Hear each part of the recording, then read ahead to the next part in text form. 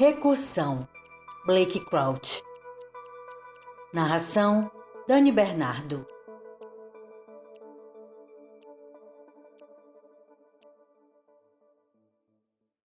Ele se vê deitado de lado na escuridão completa.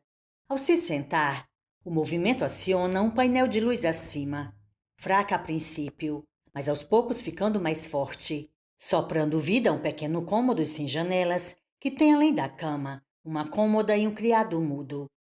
Ele afasta os cobertores e se levanta, ainda sem muita firmeza. Vai até a porta e sai para um corredor estéril. Após 15 metros, Barry se depara com a interseção que dá para 3 outros corredores e que se abre do outro lado para uma área de estar um nível abaixo. Ele vê uma cozinha, mesas de ping-pong e de sinuca.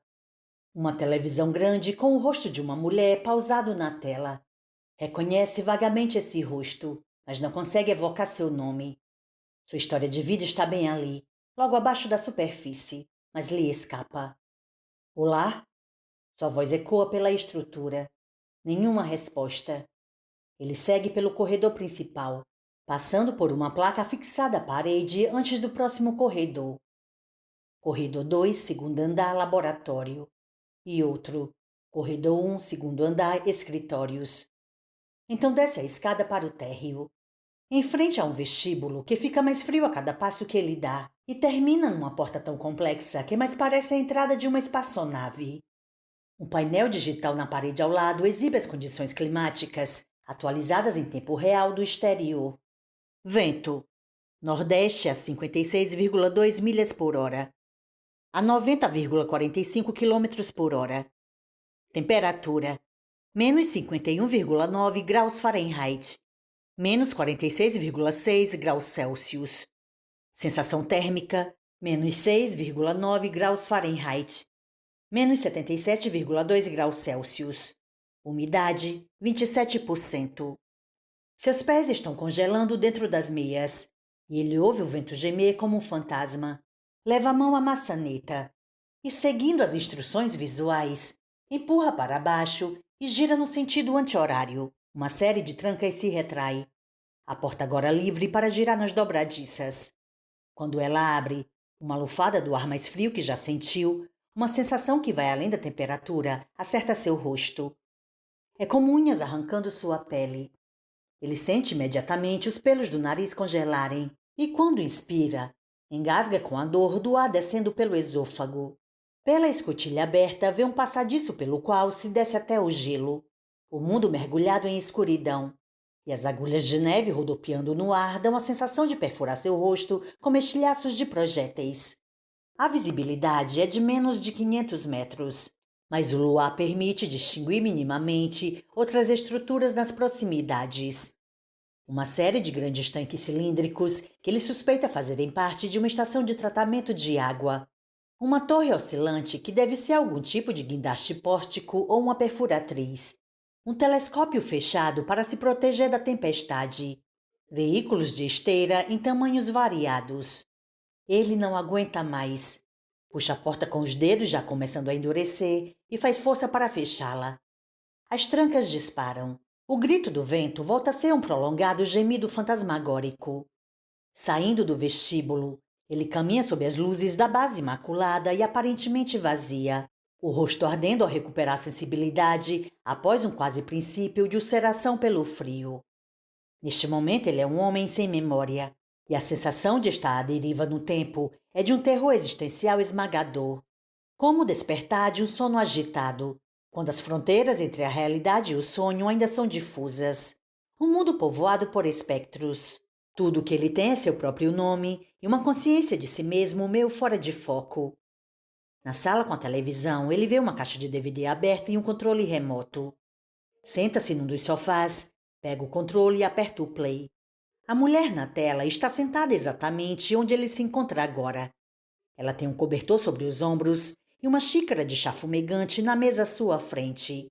Ela sorri para a câmera e afasta uma mecha de cabelo branco do rosto. Barry sente o coração dar um salto ao vê-la. Isso é esquisito. Ela dá um riso nervoso. Você deve estar vendo isto no dia 16 de abril de 2019. nosso dia preferido da história. Acabou de recuperar sua consciência e suas lembranças da última linha do tempo. Ou pelo menos é o que deveria acontecer. A cada nova interação, suas lembranças têm voltado mais lentas e mais erráticas. Às vezes, vidas inteiras não retornam. Por isso estou gravando este vídeo. Primeiro, para lhe dizer que não tenha medo, já que você deve estar tentando entender o que faz numa base de pesquisa na Antártica. E segundo, porque quero dizer uma coisa ao Barry que se lembra de todas as linhas do tempo, que é bem diferente daquele com quem estou vivendo agora. Então, por favor, pause o vídeo e espere até as lembranças chegarem. Ele pausa o vídeo. Está tudo tão quieto, nada além do rugido do vento. Ele vai à cozinha e, enquanto está preparando o café, sente um aperto no peito. Uma tempestade de emoções se anuncia no horizonte. Sente uma pontada de dor na base do crânio e seu nariz começa a sangrar. O bar em Portland. Helena, aos poucos revelando quem era. Os dois comprando esta antiga base de pesquisa, na virada do milênio. Eles a reformaram. Depois trouxeram a cadeira e todos os componentes em um 737 fretado que fez uma aterrissagem penosa na pista do terreno polar. Trouxeram também uma equipe de especialistas em física de partículas com quem aparentemente haviam colaborado numa linha do tempo anterior, mas que não tinham ideia da verdadeira natureza da pesquisa deles.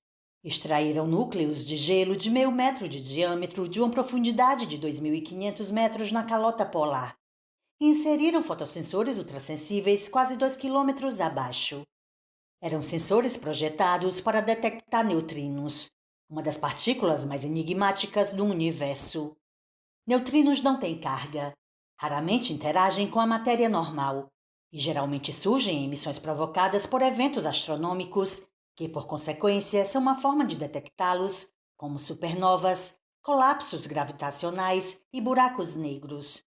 Quando o neutrino atinge um átomo na Terra, cria-se uma partícula chamada muon, capaz de se deslocar por matérias sólidas numa velocidade superior à da luz, levando o gelo a emitir luz. Essas ondas de luz provocadas por muons ao atravessarem o gelo sólido eram o que eles estavam procurando. A teoria de Barry, que ele vinha desenvolvendo havia muitas linhas do tempo, era de que se realmente mini-buracos negros e mini-buracos de minhoca surgem e desaparecem no flash quando a consciência de uma pessoa retorna a uma lembrança, esses fotossensores registrariam as ondas de luz emitidas pelos muons criados por neutrinos que penetraram no núcleo de átomos na Terra ao serem expelidos de buracos negros. Eles não chegaram a lugar algum. Não descobriram nada. A equipe de físicos voltou para casa. 6 linhas do tempo buscando uma compreensão mais profunda da cadeira da memória, e tudo o que conseguiram foi adiar o inevitável. Ele volta a olhar para Helena na tela, paralisada no meio de um gesto. Agora vêm as lembranças de linhas do tempo anteriores. Arizona, Denver, o litoral escarpado do Maine. A vida sem ela em Nova York. A vida com ela na Escócia. Mas ainda há lacunas. Ele tem flashes da última linha do tempo, quando viveram perto de São Francisco. Mas ela está incompleta. Não se recorda dos últimos dias, quando a cadeira voltou à memória do mundo. Ele dá play novamente. Lembrou? Ótimo. Se você está me vendo agora, é porque não estou mais viva. As lágrimas escorrem pelo seu rosto. É uma sensação muito estranha. Embora o Barry desta linha do tempo saiba que ela morreu, os Barrys das anteriores sentem a dor de perdê-la pela primeira vez. Sinto muito, amor.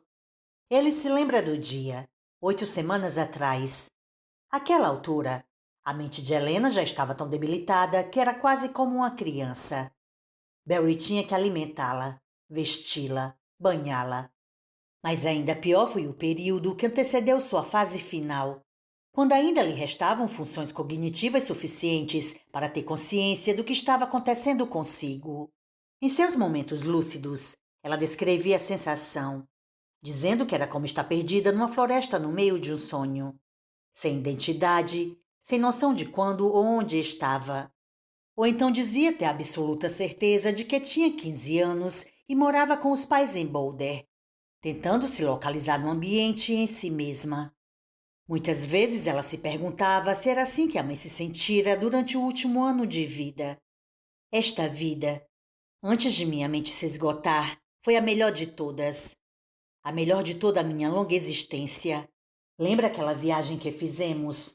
Acho que na nossa primeira vida juntos, para ver a marcha dos pinguins imperadores. Lembra como nos apaixonamos por este continente, porque nos sentíamos como as únicas pessoas no planeta? Até que é apropriado, não? Ela desvia o olhar da câmera. Que foi? Não fique com ciúme. Você vai assistir a isto um dia e vai carregar a lembrança de cada momento que passamos juntos. Todos os 144 anos. Ela volta a olhar para a câmera. Preciso lhe dizer, Barry, que eu não teria chegado até aqui se não fosse por você. Não teria conseguido insistir em tentar impedir o inevitável. Mas estamos fazendo isso hoje. Como você já sabe a esta altura, não consigo mais mapear minhas lembranças. Assim como Slade, usei demais a cadeira. Eu não vou mais voltar. E mesmo que você retornasse a um ponto da linha do tempo em que minha consciência ainda fosse jovem e intocada, não há como garantir que me convenceria a construir a cadeira. Além do mais, de que adiantaria? Nós tentamos de tudo. Física, farmacologia, neurologia. Até tentamos extrair informações de Slade. É hora de admitir nosso fracasso e deixar que o mundo se destrua, já que parece tão empenhado a fazer isso. Barry vê a si mesmo surgir na tela e se sentar ao lado de Helena. Passa o braço ao redor dos ombros dela, que se aninha, deita a cabeça em seu peito. Que sensação surreal! Lembrar-se daquele dia em que ela decidiu gravar uma mensagem para o Barry que um dia se fundiria à consciência dele. Temos 4 anos até o apocalipse. 4 anos, 5 meses e 8 dias. Acrescenta o Barry da tela. Sim, estou contando. Vamos passar esse tempo juntos. Você tem essas lembranças agora. Espero que sejam boas. São. Antes de a mente dela se dissolver completamente, eles tiveram 2 bons anos, que viveram livres do fardo de tentar impedir a destruição do mundo. Foram anos de uma vida simples e tranquila. Caminhadas pelo gelo para ver a aurora austral, jogos e filmes, e refeições a 4 mãos ali na base.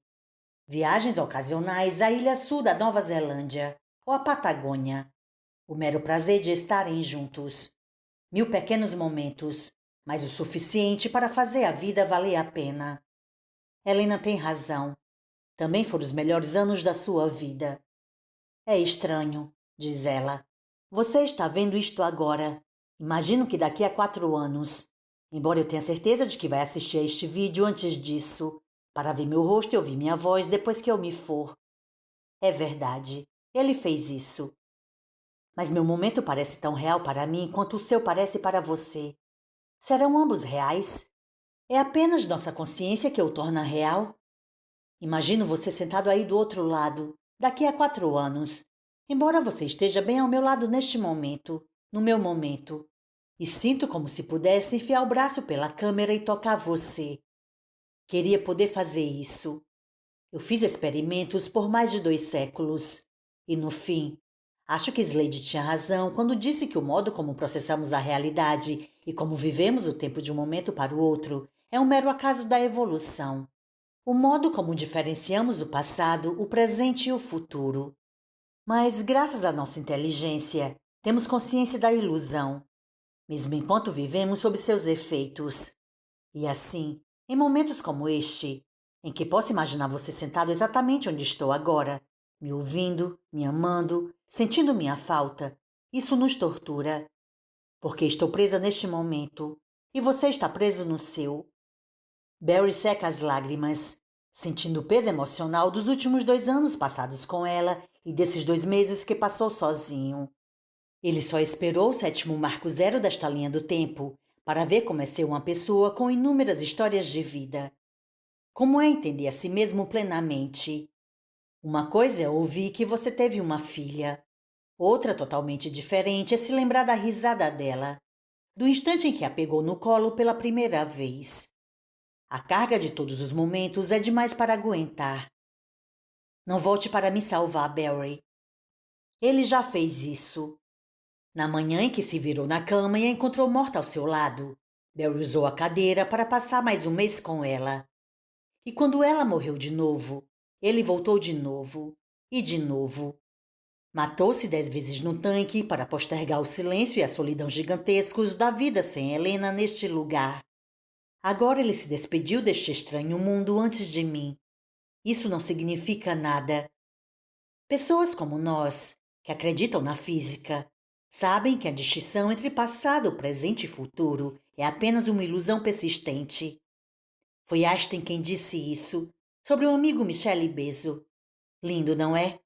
Acho que ele tinha razão. O Barry da tela está chorando. O Barry deste momento está chorando.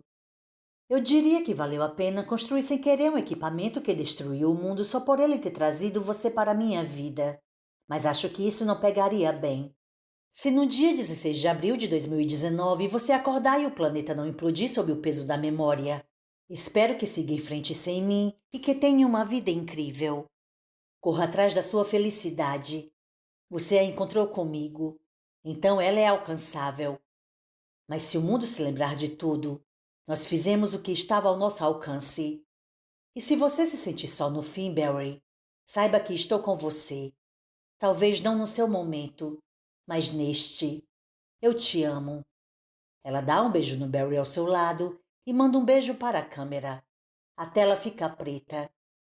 Ele liga no noticiário. Vê 5 segundos de uma âncora da BBC apavorado, informando que o território continental dos Estados Unidos foi atingido por vários milhares de ogivas nucleares e desliga a televisão. Barry cruza o vestíbulo em direção à porta que o separa do frio letal.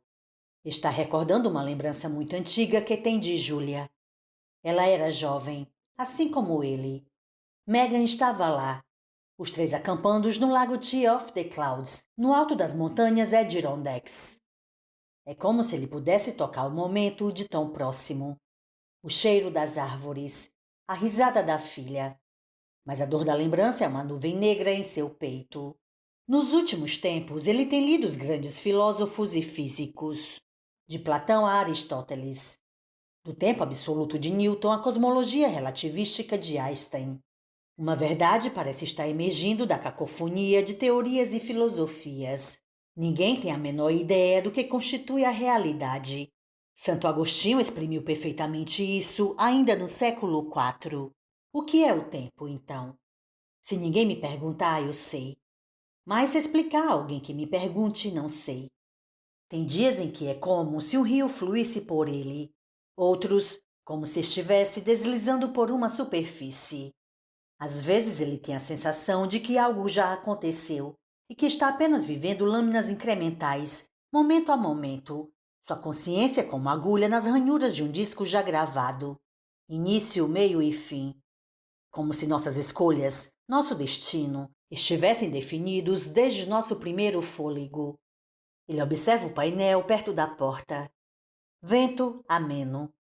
Temperatura, menos 83,9 graus Fahrenheit, menos 64,4 graus Celsius. Sensação térmica, menos 83,9 graus Fahrenheit, menos 64,4 graus Celsius. Umidade, 14%. No entanto, numa noite como esta, com a mente inquieta e sonhos com fantasmas, o tempo parece secundário em relação à verdadeira força motora, a memória. Talvez a memória seja a matéria fundamental, aquela da qual o tempo emerge. A dor da lembrança passou, mas ele não se afeta por esses episódios. Já viveu o suficiente para saber que essa dor só existe porque muitos anos atrás, numa linha do tempo morta, ele viveu um momento perfeito. Não importa que horas são. Pelos próximos 6 meses vai ser sempre noite. O vento parou, mas a temperatura caiu vertiginosamente, agora na casa dos 60 graus negativos. A base de pesquisa fica a 1 quilômetro. O único borrão de luz artificial no vasto deserto polar. Não há traços na paisagem. De onde ele está, vê apenas uma planície lisa e branca de gelo esculpido pelo vento se estendendo para todos os lados. Ali, Sentado completamente só na perfeita imobilidade, parece impossível que o resto do mundo esteja se despedaçando. Mais estranho ainda é que tudo isso se deva a uma invenção acidental da mulher que ele ama. Ela está enterrada no gelo, 1,20 m abaixo dele, num caixão que Barry construiu com sobras de madeira da oficina. Ele fez uma pequena lápide com o melhor pedaço de carvalho que encontrou e entalhou um breve epitáfio. Foi o que o moveu nos últimos 2 meses. Helena Graysmith, nascida em 19 de julho de 1970, em Boulder, Colorado. Falecida em 14 de fevereiro de 2019, na Antártica Oriental. Uma mulher brilhante, corajosa e linda. Amada por Barry Sutton, salvadora de Barry Sutton. Ele contempla o horizonte. Nem um sopro de vento sequer. Nada se move. O mundo perfeitamente congelado, como se suspenso no tempo. Meteoros cruzam o céu, e as luzes do sul acabam de começar sua dança, uma fita cintilante de verde e amarelo. Barry espia pela borda do buraco escavado no gelo, ao lado do de Helena. Inspira o ar glacial, depois desliza a perna pela borda e desce. Seus ombros tocam as laterais, no espaço que abriu entre sua cova e a de Helena. Consegue tocar o caixão improvisado. Como é bom estar novamente perto dela, ou do que um dia foi Helena. Os limites do túmulo dele emolduram o céu noturno. Olhar para o universo da Antártica é como olhar para o universo dentro do universo. Numa noite como esta, sem vento, sem tempestades, sem lua, a mancha da Via Láctea parece uma fogueira celeste, uma explosão de cores que não se vê de qualquer outra parte do globo. O espaço sideral é uma das poucas dimensões em que o tempo faz sentido para ele. Barry sabe que, tecnicamente, quando olha para determinado objeto, está olhando para o passado. Mesmo ao olhar para a própria mão, a luz leva um nanosegundo, 1 bilionésimo de segundo, para levar aquela imagem aos olhos. Quando ele olha para a base de pesquisa, a 1 km, vê a estrutura que existia 2.640 nanosegundos atrás.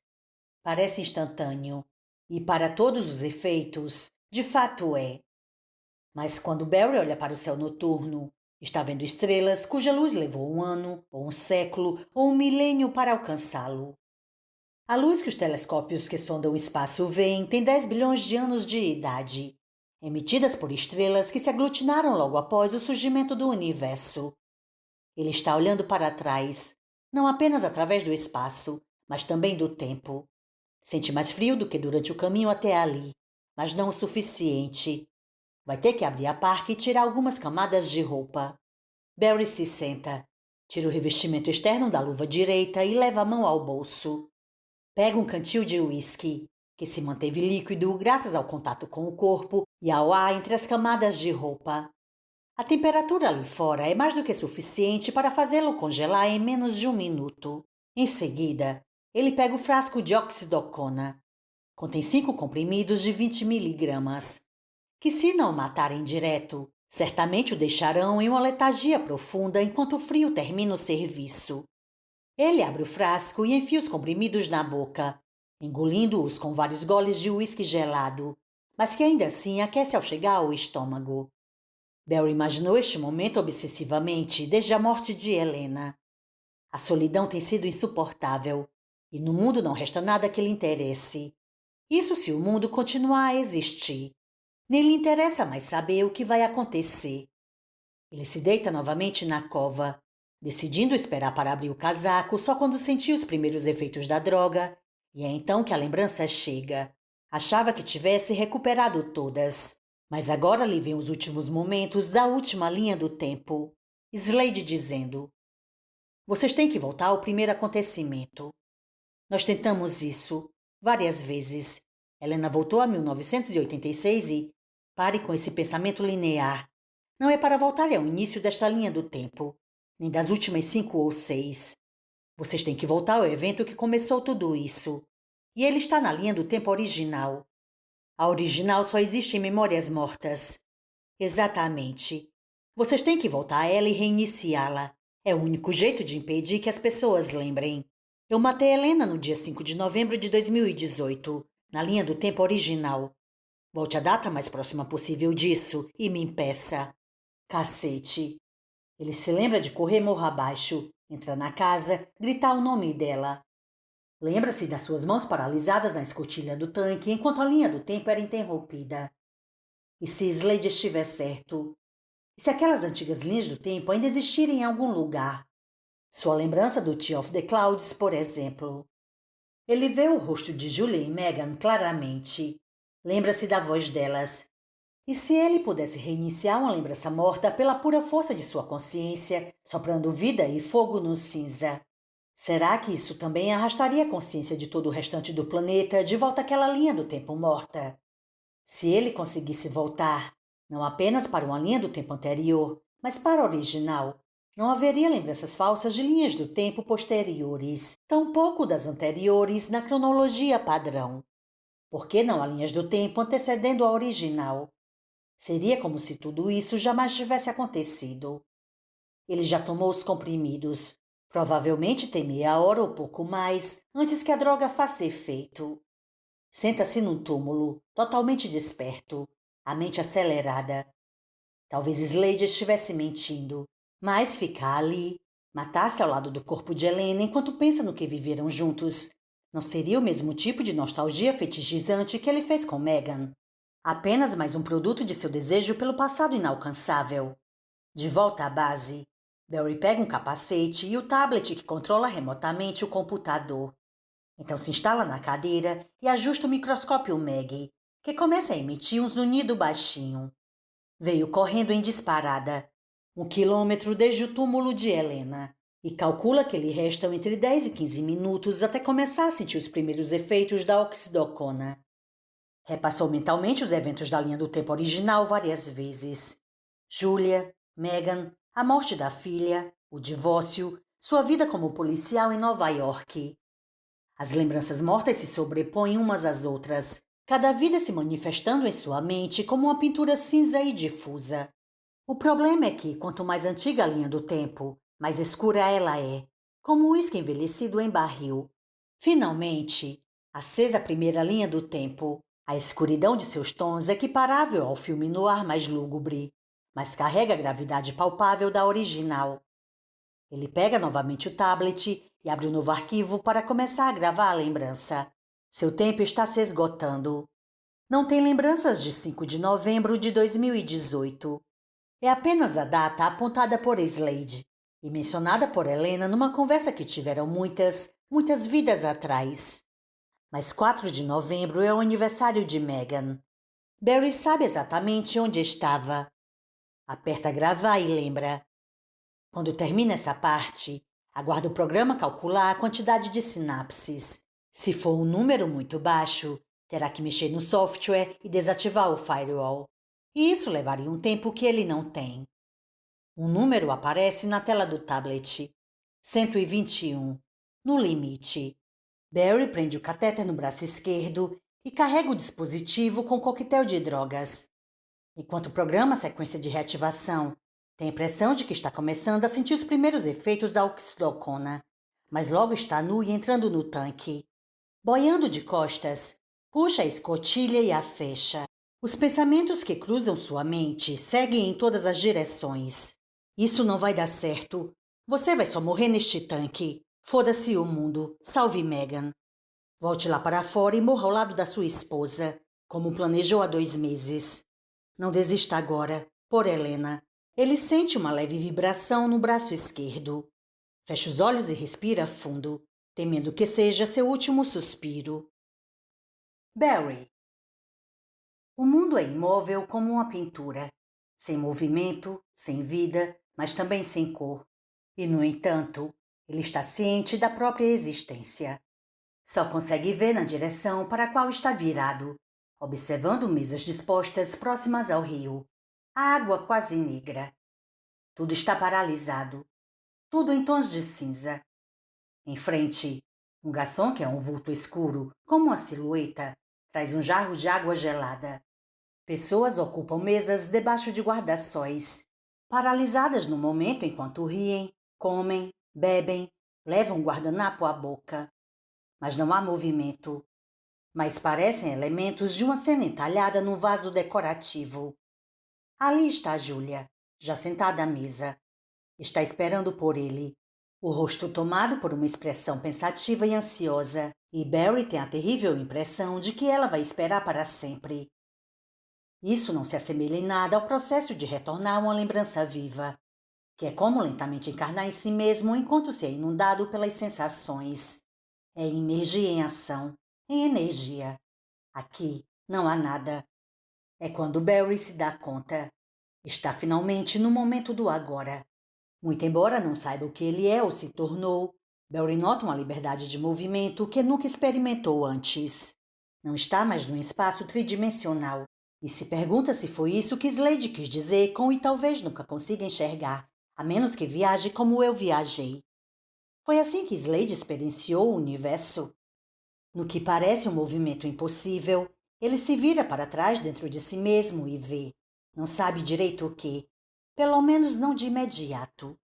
Ele se vê na extremidade de algo que lhe lembra um caminho de estrelas em efeito time-lapse, mas que é parte dele, uma extensão de seu ser tanto quanto seu braço ou sua mente. E o caminho parece se afastar em espiral, uma forma brilhante e quase fractal, mais linda e mais misteriosa que qualquer coisa que tenha cruzado sua consciência. E ele sabe, de uma maneira que não poderia sequer começar a explicar, que esta é sua linha do tempo original e que ela contém a amplitude de sua existência formada pela memória. Toda lembrança que ele já criou, toda lembrança que o criou, mas esta não é sua única linha de universo. Outras se ramificam a partir desta, retorcendo-se e dobrando-se sobre si mesmas pelo espaço-tempo. Ele sente a linha de universo de lembranças a partir do ponto em que salvou Megan do atropelamento. 3 linhas menores, terminando em sua morte no hotel de Slade. As vidas seguintes com Helena, tentando evitar o fim da realidade. Então as ramificações que ele criou em sua última vida na Antártica. Radiais de memória que constituem as 10 vezes que ele morreu no tanque para estar novamente junto com Helena. Mas nada disso importa. A linha do tempo em que ele está é a original, e ele acelera o passo, seguindo contra a correnteza do rio de sua vida, esbarrando em momentos esquecidos, entendendo finalmente que a memória é tudo de que ele é feito, tudo de que todas as coisas são feitas. Quando a agulha de sua consciência pousa em uma lembrança, sua vida começa a tocar, e ele se descobre num momento congelado. O cheiro de folhas mortas e o frio do outono nova-iorquino, sentado no Central Park e chorando após assinar os documentos do divórcio. Movendo-se de novo, mais rápido, por incontáveis lembranças. São tão numerosas quanto as estrelas. É como olhar para o universo que é ele próprio. O funeral da mãe, ele olhando para o caixão, segurando a mão dela e sentindo a rigidez de sua pele fria enquanto observa seu rosto, pensando: isto não é você. O corpo de Megan na mesa de autópsia, seu torso esmagado, com um grande hematoma preto. Encontrando-a na beira da estrada perto da casa deles. Por que esses momentos? Barry se pergunta, dirigindo pelos subúrbios numa noite fria e escura em algum dia entre a Ação de Graças e o Natal. Julia no banco de trás, Megan atrás, todos tranquilos e contentes, vendo as luzes de Natal pelas janelas do carro. Um respiro na jornada da vida. Um intervalo entre uma tempestade e outra, quando tudo se assenta por breves instantes. Arrancado dali novamente, lançado por um túnel cujas paredes de memória se fecham ao seu redor. Megan ao volante do velho Camry, metade do carro enfiado na porta da garagem, o rosto vermelho e cheio de lágrimas, as mãos apertando o volante com força. Megan aos 6 anos, com joelhos sujos de grama após um jogo de futebol, o rosto vermelho e feliz. Seus primeiros passos hesitantes no apartamento deles no Brooklyn. O que é a realidade deste momento? Segurando a filha pela primeira vez da maternidade, sua mão acariciando aquela bochecha tão pequena. Julia o pegando pela mão, levando-o ao quarto do primeiro apartamento deles, fazendo-o se sentar para que ela anunciasse a gravidez. Será que estou nos meus segundos finais dentro do tanque de isolamento na Antártica, vendo minha vida passar diante dos meus olhos? Voltando para casa após seu primeiro encontro com Julia. A suave euforia da esperança de ter encontrado alguém a quem amar. E se isso não for nada mais que os últimos impulsos nervosos de um cérebro agonizante? E se for a atividade neuronal intensa alterando minha percepção da realidade e evocando lembranças ao acaso? Será que é isso que todo mundo vê no momento da morte? A luz no fim do túnel? Este falso paraíso? Isso significa que eu não consegui reiniciar a linha do tempo original e que o mundo está liquidado? Ou estou fora do tempo, sendo sugado pelo esmagador buraco negro das minhas próprias lembranças? As mãos no caixão do pai e a súbita compreensão de que a vida é cruel e sempre será. Aos 15 anos, sendo chamada à sala do diretor da escola, encontrando a mãe sentada na poltrona chorando. E ele sabe antes mesmo que o digam que algo aconteceu com o pai dele. Os lábios secos e as mãos trêmulas da primeira garota que ele beijou, no primeiro ano do ensino médio. Sua mãe empurrando um carrinho de compras por um corredor do mercado e ele atrás, uma bala roubada no bolso. De pé com o pai uma manhã, no acesso para carros da casa deles em Portland. Os pássaros em silêncio, tudo quieto, o ar frio como a noite. A expressão do pai enquanto assiste ao eclipse total é mais fascinante que o eclipse em si. Quantas vezes testemunhamos nossos pais maravilhados. Deitado na cama no segundo andar da casa de fazenda do século XIX dos avós em New Hampshire, enquanto uma tempestade de verão vem das montanhas brancas, encharcando os campos e as macieiras e tamborilando no telhado de latão. A vez que ele caiu de bicicleta e quebrou o braço, aos 6 anos. A luz entrando por uma janela e as sombras das folhas dançando na parede acima do berço. É fim de tarde. Ele não sabe como sabe isso. E a música que sua mãe canta atravessa as paredes do quarto. Minha primeira lembrança. Ele não entende muito bem porquê, mas sente que essa é a lembrança que vinha procurando a vida inteira. E a força da gravidade da nostalgia atrai sua consciência. Porque isso não é apenas a lembrança que tem essencial de lá. É o momento mais perfeito e seguro, antes de a vida conter qualquer dor real. Antes de fracassar. Antes de perder pessoas que amava. Antes de sentir o medo de que seus melhores dias já houvessem passado. Ele sente que poderia deixar sua consciência repousar nesta lembrança como um velho numa cama quente e macia. Viver este momento perfeito para sempre. Poderia haver destinos piores. E talvez nenhum melhor. É isso que você quer? Mergulhar numa espécie de natureza morta da memória porque se decepcionou com a vida? Tantas vidas ele passou num estado de remorso perpétuo, voltando obsessiva e destrutivamente a tempos melhores, a momentos que desejava poder mudar. Durante a maior parte dessas vidas, seu olhar se manteve fixo no retrovisor, até Helena. O pensamento vem quase como uma oração. Não quero mais olhar para trás. Estou pronto para aceitar que a dor faz parte da existência. Chega de tentar fugir. Seja por nostalgia ou por uma cadeira da memória. São a mesma merda. Viver com um macete não é viver. Nossa existência não é algo a ser arquitetado ou otimizado para evitar a dor. É nisso que consiste ser humano. A beleza e a dor, pois uma não tem significado sem a outra. Então ele está no café de novo. As águas do rio Hudson se tornam azuis e começam a correr. Cores tingem o céu, os rostos dos outros clientes, os prédios, cada superfície. Ele sente no rosto a lufada de ar frio que sopra do rio. Sente cheiro de comida. O mundo é subitamente vibrante, transbordando com o som de risadas e conversas por toda a sua volta. Ele está respirando, está piscando, sorrindo e chorando. E finalmente caminhando ao encontro de Júlia.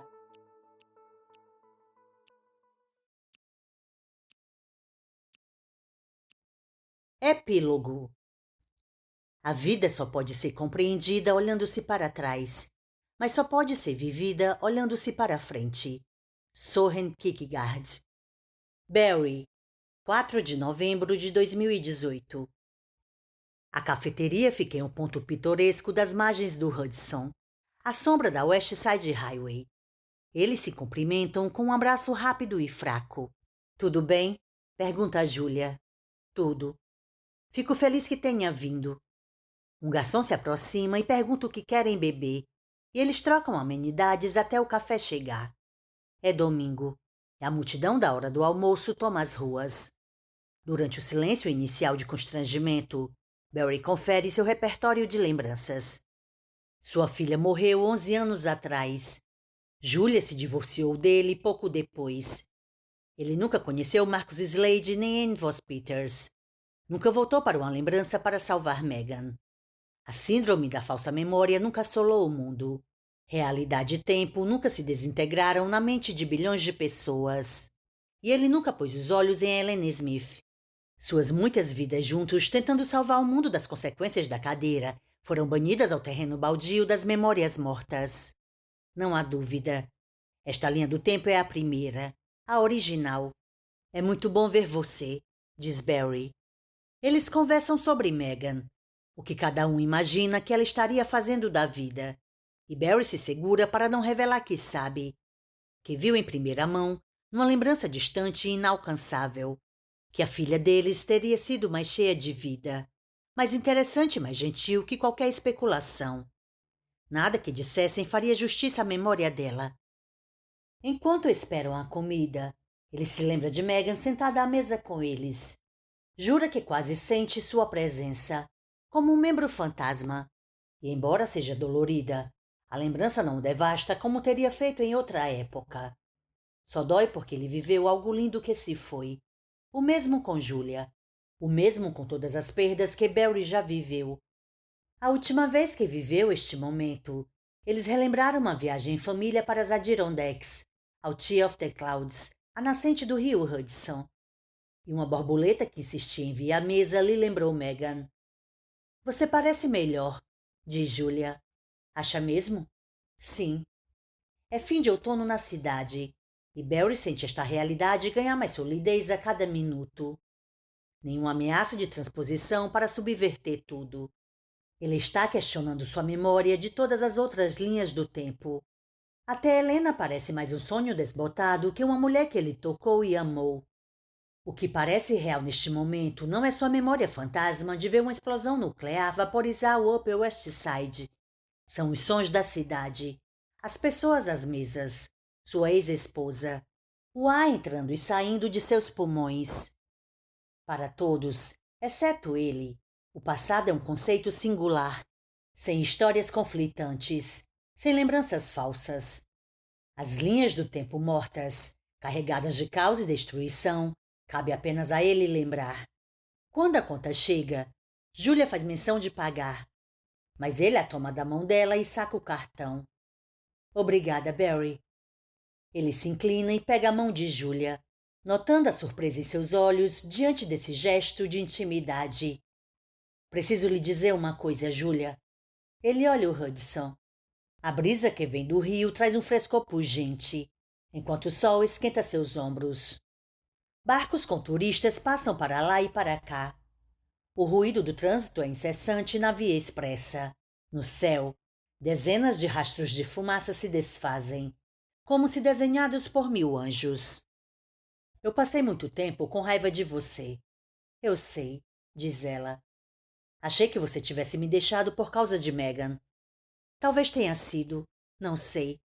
Eu não conseguia continuar respirando o mesmo ar que você naqueles dias sombrios. Eu acho que se nós dois pudéssemos voltar no tempo, mesmo se pudéssemos de alguma forma impedir que ela morresse, você ainda teria seguido seu caminho, e eu o meu. Acho que nossa história não era para ser para sempre. Talvez a perda de Megan tenha abreviado nosso tempo juntos, mas mesmo se ela estivesse viva, ainda assim teríamos nos divorciado. Você acha? Sim. E sinto muito por ter me apegado à raiva. Sinto muito por só ver isso agora. Tivemos tantos momentos perfeitos, e por muito tempo não consegui dar o devido valor a isso. Só consegui olhar para trás com arrependimento. O que eu queria lhe dizer é que eu não mudaria nada. Fico feliz que você tenha entrado na minha vida. Fico feliz pelo tempo que tivemos juntos. Fico feliz por Megan, e porque ela veio de nós dois. Ela não poderia ter vindo de outras pessoas. Eu não mudaria um único segundo da nossa história. Julia seca uma lágrima. Todos esses anos, eu pensei que você quisesse nunca ter me conhecido. Achei que me culpasse por destruir sua vida. Eu estava de luto, diz ele. Ela aperta a mão dele. Sinto muito que não sejamos a pessoa certa um para o outro, Barry. Você tem razão nisso. E sinto muito por todo o resto. Barry, 5 de novembro de 2018. O loft fica no terceiro andar de um antigo armazém repaginado em Dog Patch, um antigo bairro portuário na Baía de São Francisco. Barry para o carro alugado a 3 quarteirões do prédio e caminha até lá. A neblina é tão densa que aplai nas arestas da cidade, passando um ademão de tinta cinza sobre tudo e esmorecendo as lâmpadas nos postes, tornando-as quase etéreas. De certa forma, lembram a paleta de cores de uma lembrança morta, mas ele gosta do anonimato que propiciam. Uma mulher sai do prédio. Ele passa discretamente por ela e entra no lobby, subindo 2 lances de escada e depois cruzando um longo corredor em direção ao apartamento 7. Ele bate, espera. Ninguém atende. Bate de novo, com mais força dessa vez. E depois de alguns segundos, uma voz grave, de homem, baixa soa pela porta. Quem é? Barry Sutton, investigador de polícia. Ele recua e ergue o distintivo para o olho mágico. Podemos conversar? Do que se trata? Abra a porta, por favor. 5 segundos de silêncio. Ele não vai me deixar entrar, pensa Barry. Barry baixa o distintivo. E quando já está recuando para arrombar a porta no chute, a correntinha do outro lado é puxada e o trinco gira. Marcus Slade surge à porta. Em que posso ajudar? Barry entra no loft pequeno e bagunçado. Grandes janelas com vista para o estaleiro, a baía e, além, as luzes de Auckland. Lugar bacana, diz, enquanto Slade fecha a porta. Indo à mesa da cozinha, pega um almanaque esportivo dos anos 1990 e um volume enorme intitulado Guia Histórico SRC de 35 anos de gráficos de ações. Leitura leve? Comenta ele. Slade parece nervoso e contrariado. Está com as mãos enfiadas nos bolsos do cardigan verde, os olhos indo de lá para cá e piscando sem parar. Qual a sua ocupação, Sr. Slade? Eu trabalho para a Ion Industries. Em qual setor? Pesquisa e desenvolvimento. Sou assistente de uma das principais cientistas. E que tipo de coisa vocês fazem por lá? Pergunta Barry, avaliando uma pilha de papéis com páginas recentemente impressas de um site. Histórico dos números ganhadores da loteria por estado. Slade vai até ele e arranca os papéis de suas mãos. A natureza do nosso trabalho é confidencial. O que o senhor quer comigo? Estou investigando um assassinato. Quem morreu? Pergunta ele, se impertigando. Então, essa é a questão. Barry olha nos fundos dos olhos de Slade. O assassinato ainda não aconteceu. Não entendi.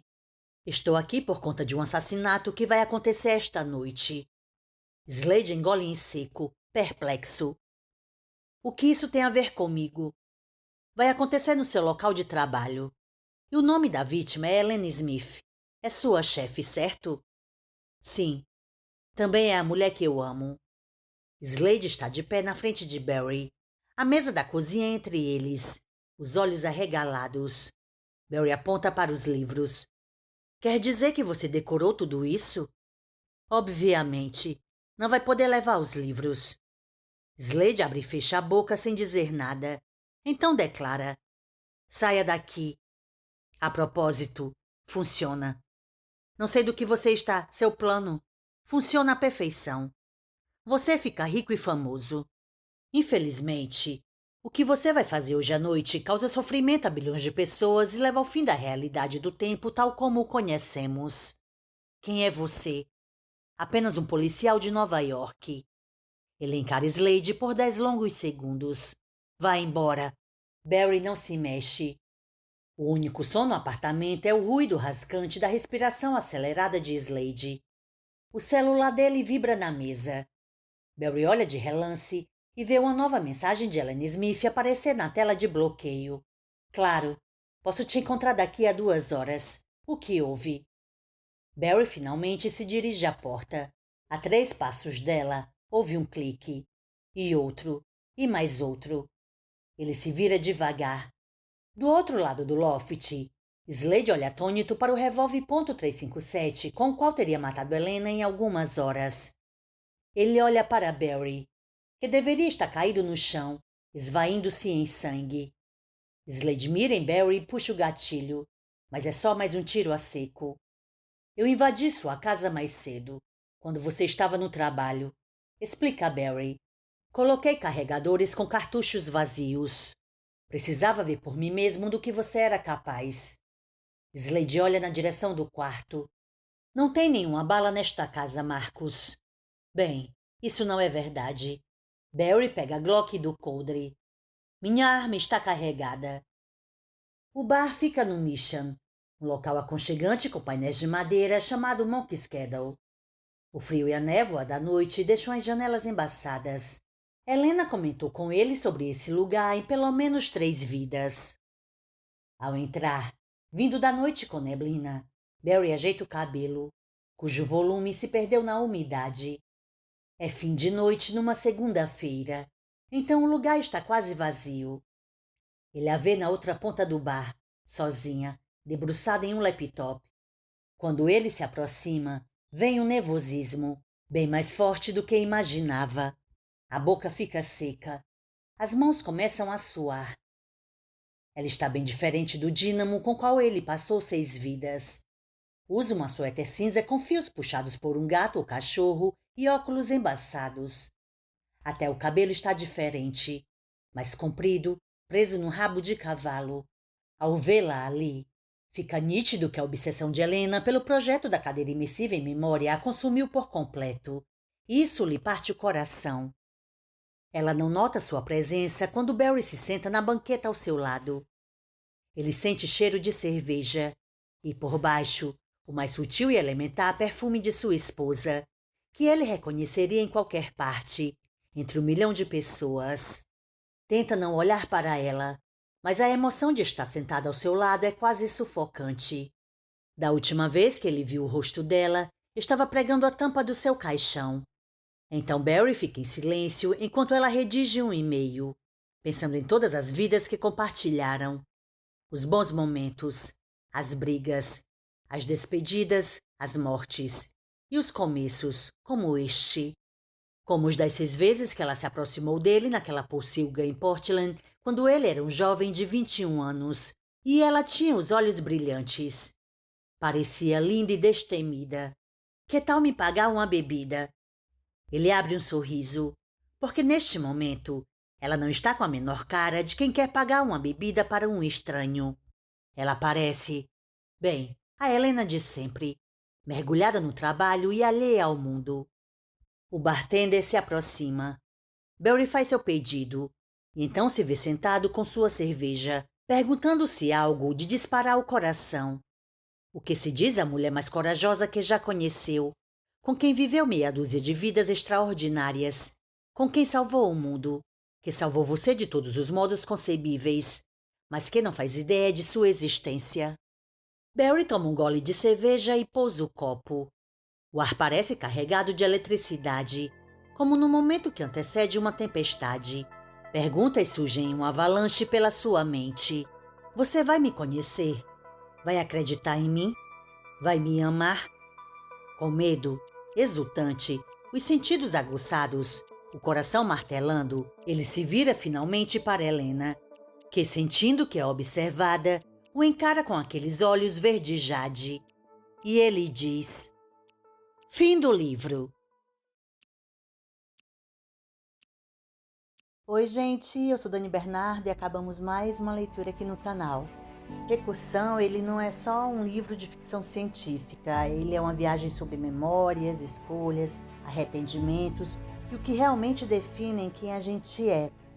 Para mim, o Crouch, ele não está só contando uma história, ele está falando sobre o quanto nossas memórias definem a nossa realidade.